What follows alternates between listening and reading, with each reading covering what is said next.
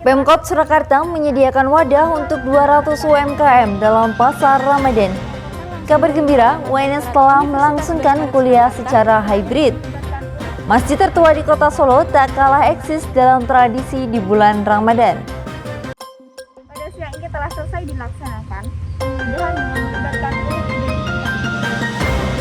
Langsung dari halaman Rektorat Universitas 11 Maret Surakarta.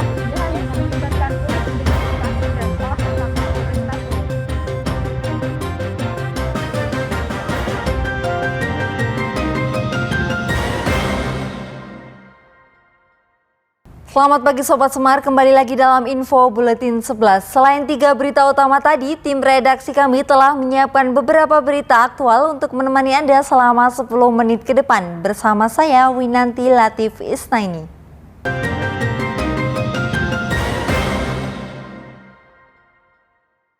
Segera kita simak berita yang pertama. Pemkot Surakarta menyediakan wadah untuk 200 UMKM dalam pasar Ramadan yang digelar di Benteng Vastenburg. Bagi setiap muslim, menyantap hidangan sehat dan lezat menjadi sebuah impian saat berbuka puasa. Biasanya, pilihan pertama jatuh pada buah kurma dan minuman segar. Bagi Anda yang bosan dengan menu buka puasa di rumah, ada baiknya untuk ngabuburit dan berburu jajanan di pasar dadakan seperti Pasar Takjil UMKM yang berada di area parkir Benteng Vastenburg.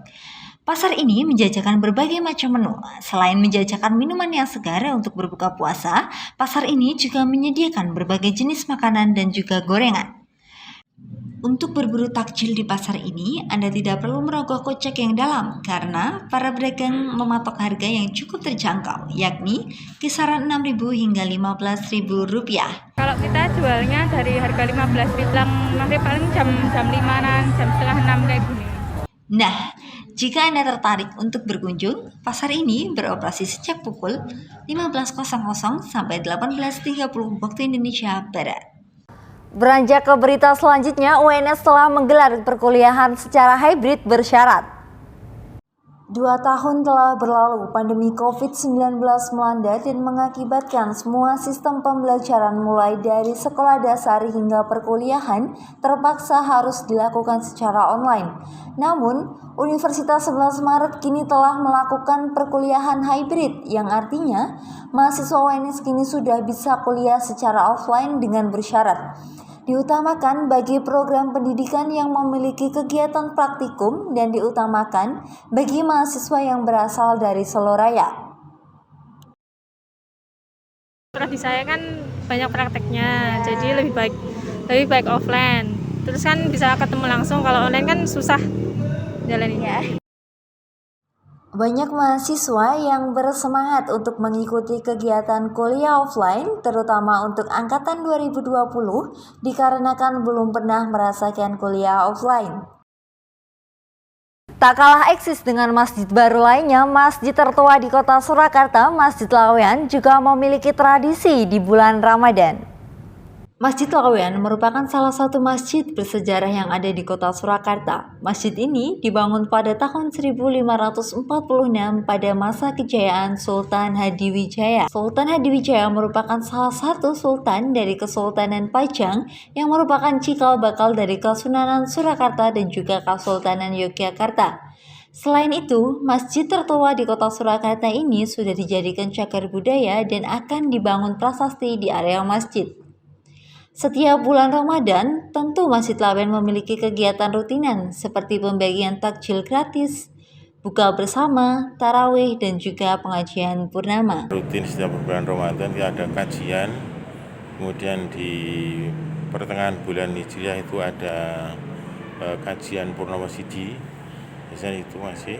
Kemudian nanti ada yang 10 hari terakhir ada mabit, artinya kita adakan qiyamul lail 10 hari terakhir. Puasa di perantauan dengan penuh kerinduan justru bisa memupuk rasa kemandirian mahasiswa. Dikarenakan sudah mulainya kuliah offline dibarengi dengan bulan puasa, tentu banyak mahasiswa yang harus menjalankan ibadah puasa di perantauan. Tentu saja hal ini tak mudah bagi mereka yang baru saja menjalani puasa di perantauan, dikarenakan rasa rindu terhadap suasana puasa di rumah yang melekat. Kalau buka sih biasanya ya sendiri ya. Terus kadang juga ada bukber gitu. iya. Terus kalau sahur sendiri. Biasanya sih sama teman kos gitu, selantai gitu kita masak bareng gitu.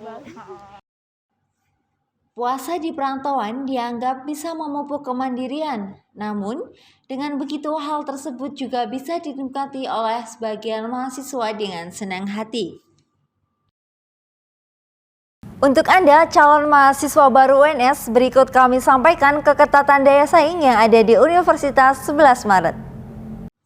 Penerimaan mahasiswa baru Universitas 11 Maret dapat melalui berbagai jalur seperti SNMPTN, SBMPTN, ujian mandiri, dan PMDK. UNS memiliki 2 rumpun program studi, yaitu Saintek dan Soshum. Dengan rincian, untuk rumpun Saintek terdapat 5 fakultas dengan 24 prodi, rumpun Soshum terdapat 7 fakultas dengan 42 prodi, dan juga terdapat fakultas sekolah vokasi dengan 27 prodi. Dalam setiap rumpun memiliki keketatan tersendiri untuk setiap jalurnya. Seperti jalur SBMPTN tahun 2021, rumpun Saintek ditempati prodi farmasi dengan keketatan tertinggi, disusul informatika dan juga psikologi. Rumpun Soshum ditempati prodi ilmu komunikasi di ranking pertama. Selanjutnya disusul oleh prodi manajemen dan yang ketiga adalah prodi hubungan internasional. Sedangkan untuk jalur SNMPTN, rumpun Saintek ditempati oleh prodi farmasi dengan keketatan tertinggi, sedangkan rumpun Soshum ditempati oleh prodi ilmu komunikasi di ranking pertama. Dikarenakan UNS sudah berstatus sebagai PTNBH, maka program diploma memiliki jalur masuk tersendiri dan menjadi satu fakultas yang berbeda. Jalur masuk mahasiswa baru UNS tidak hanya seperti yang sudah disebutkan di atas, tetapi juga ada beberapa jalur lainnya seperti jalur disabilitas, jalur prestasi, jalur kemitraan, jalur kepemimpinan muda, dan jalur kelas internasional. Untuk informasi lebih lanjut bisa diakses melalui web resmi SPMB UNS, spmb.uns.ac.id. Sekian info Buletin 11, nantikan info Buletin 11 selanjutnya. Saya mewakili kru yang bertugas mohon pamit undur diri dan sampai jumpa.